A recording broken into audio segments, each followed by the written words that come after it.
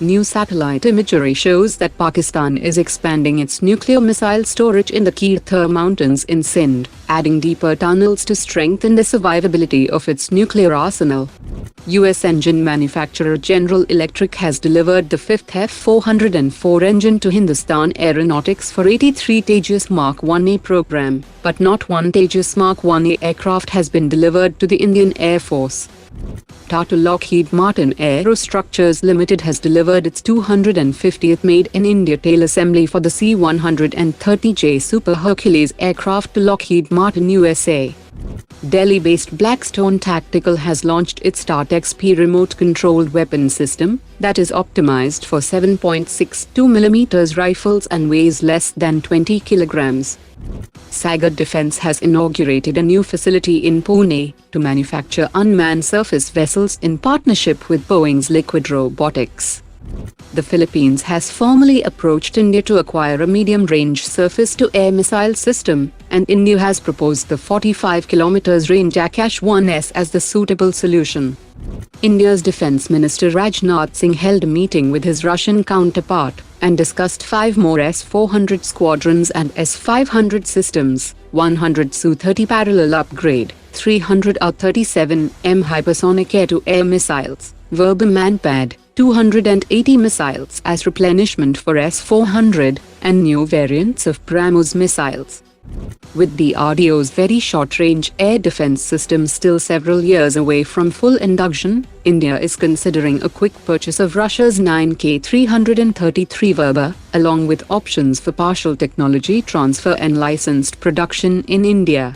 The Verba offers a major leap over the Igla, featuring a triple-channel seeker, 6.5 km range, higher engagement ceiling, and strong resistance to flares and directional infrared countermeasures.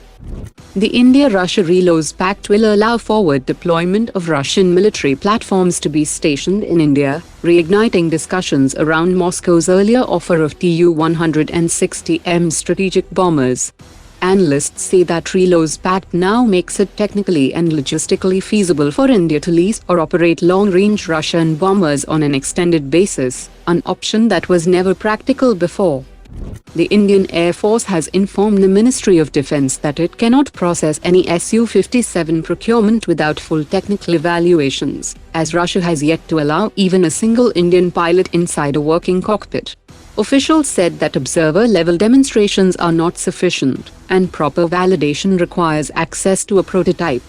The Indian Air Force has demanded unrestricted evaluation access, including mid-air refueling trials and integration checks with India's Integrated Air Command and Control System.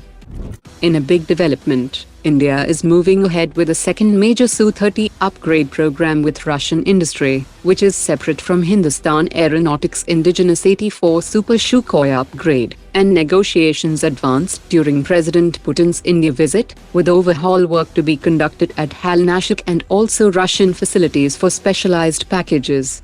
The Russia-assisted upgrade will cover around 100 Su-30 fighter jets, bringing them to the latest global flanker standards through deep structural life extension, AL-31FP engine overhaul, new improved Russian radar system, and compatibility with advanced weapons including the R-37M hypersonic air-to-air missile and precision-guided bombs.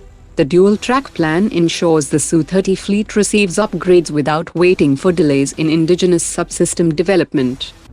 To tackle its submarine shortage, the Indian Navy plans to seek approval for simultaneous construction of all 12 Project 76 submarines in a single phase. The design will be frozen in 2027, and CCS approval and contracting by 2029, with both Larsen & Toubro and Mazagon Dock starting parallel production by 2030. Today's top 3 comments.